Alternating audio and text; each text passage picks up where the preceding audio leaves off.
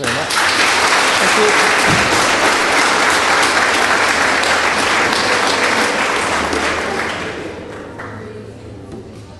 Eddie, thank you very much for coming. You're welcome. A little bit of feedback there, lads.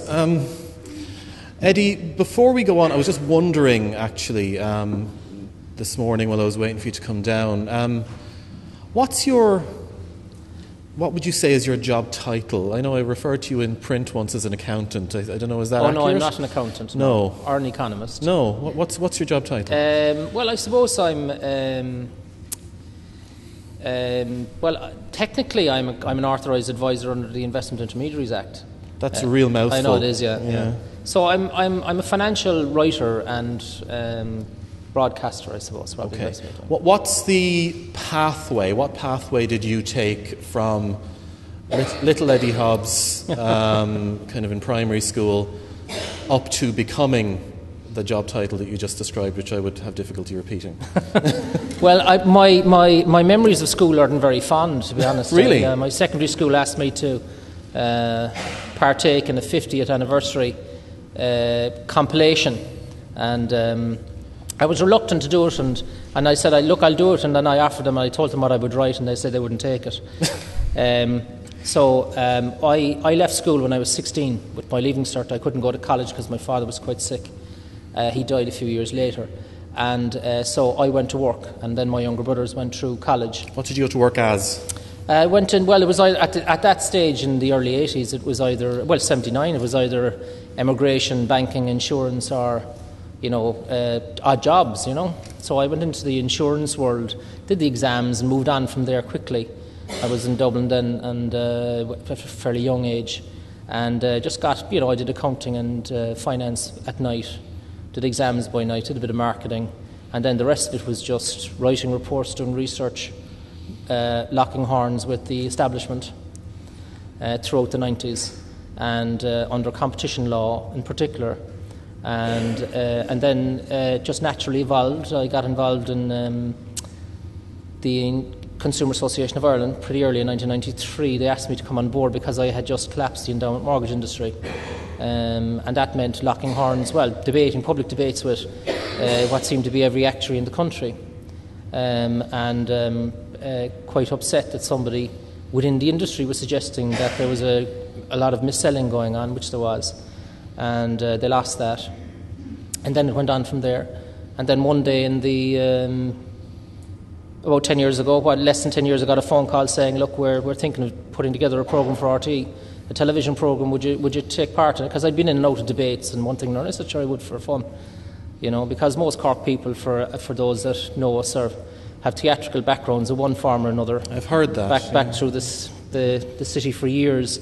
I was asked actually to which I really enjoy doing, to speak at the 150th anniversary of the Cork Opera House.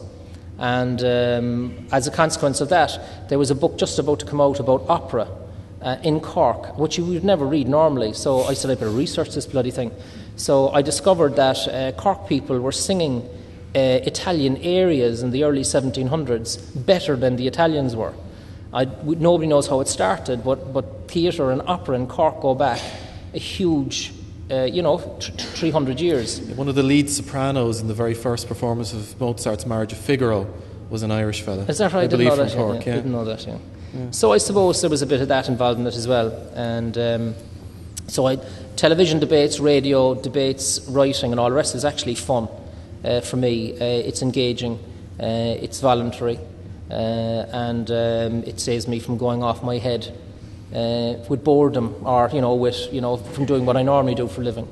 I'm interested in the fact that the kind of your trajectory, in a way, hasn't been kind of the normal, expected one. You've kind of taken, in a way, I suppose, what might be described as kind of the adult education route. Getting out there and working and doing it. Yeah. Do you think that has given you a perspective and an outlook that you mightn't have otherwise had? Well, the world is run by the C and B students. The A students end up debating with one another in academia, and the B's and C's usually get the better looking chicks. I said that to my I know it's I said that to my nephew quite recently. He got some B's and he was a bit upset by it, you know. But I'm absolutely convinced of that the you evolve at a different. Everybody evolves at a different time. I remember when I went into business for myself when I was quite young. A very good friend of mine, kind of a mentor, had said to me that you really won't evolve or know who you are until you've nearly lost everything, until you face a personal Armageddon, and it's how you get through that defines you as a person. And I said, yeah, another bit of wisdom I can write down and forget about. And it was absolutely accurate, and it happened to me within a very short few years of that. What was your Armageddon? Well, I think it was when I discovered that the business partner that I had been taken in by turned out to be a fraudster, and I had to expose him publicly. And he escaped the country, and I went after him for 3 years using private investigators and found him living under an alias in Eastbourne in England. And he came back, and there was a lot of muck flying and all that, you know. So, and of course, the establishment, for want of a better word, were delighted that I had got into this kind of difficulty, so I was written off, you know. And I suppose for me, though, the moment that the light bulb went off was just 2 years ago, and it came about indirectly when I was asked to take part in a television program, which was really about the famine, and in the course of that, I had people investigating my paternal line, and which I didn't know very little about, really. You know, we all know a little. But beyond our grandparents, it kind of gets very dim and faded unless somebody in the family has taken the... Yeah, that television show, just for those that weren't familiar with it, a number of kind of well-known Irish people. There was yourself, John Waters, who gave a talk here last year. Right. One of the Guinnesses, I think, Jasmine wasn't Guinness, it? Yeah. And a few other people. I think, was it Nell McCafferty? No, it was just the three. Just the three, was it? Really, the subject matter of the programme was the famine. The famine was the what topic. Your family were doing at the time of the famine. And it was a fascinating voyage for me into that part of Irish history, particularly in Cork, where it was being run by Catholic families, and they were excluding the poor, you know. And my great-great-grandfather would walk down through, on his way to work, would walk through places where people were dying in their hundreds, you know. And but really, just to move forward, where the light bulb went on for me was I found my great-grandfather's grave. He died in 1922, and I found it in a place called Torry Top Hill in Cork, just above Musgrave Park. And he was buried in a graveyard very close to where all the wealthy Irish Cork Catholic families were, the Barrys, the Ronans, etc., the Musgraves. And but he had no headstone. And I'd already been to see the archives in Dublin, and I knew that when he died, he was the CEO of the Irish butter market. That was his job that he grew into, and the butter market in Cork was the world centre for setting butter prices, and that he had all these butter roads coming in from Kerry and Limerick and Cork, and they would come into the butter market, and his job was basically the weighmaster. And here I found his grave. I'd known nothing about him, and there was no headstone. And I knew that when he died with quite a number of properties in his name, and I couldn't figure it out. So I'm on the phone. This was never broadcast. So I was on the phone to the genealogist, and they were playing me like a salmon. That was the whole idea, you know. They'd reveal, and she said to me, "Have you not figured it out yet?" And I said, "No, I can't. Why has he no headstone? Why is he here?" And she said that even though he was a Catholic, I'm a Catholic, and I knew that there was a transition which took place in 1792 where his great-grandfather had married a Catholic, but the Catholic and Protestant branches of the family were very close, which I discovered in this voyage. And she said, do you not know who you are?" And I said, "No." She said, "You're a dissenter." A dissenter? A dissenter. That it's the dissenter tradition.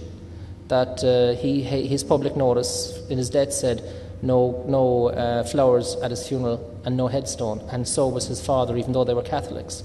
And it was the dissenter tradition. And I didn't know much about the dissenters. And then I discovered that they were typically in England in the 1600s and so on. They were the academics, the technicians, the they travelled, and they disagreed with the establishment of the church, the linking of the state and the church together, and they were precluded from members of parliament, and they were precluded from from going to universities. So they set up their own. I think Isaac Newton was one. He would have been, yeah. And so they were always questioning the status quo.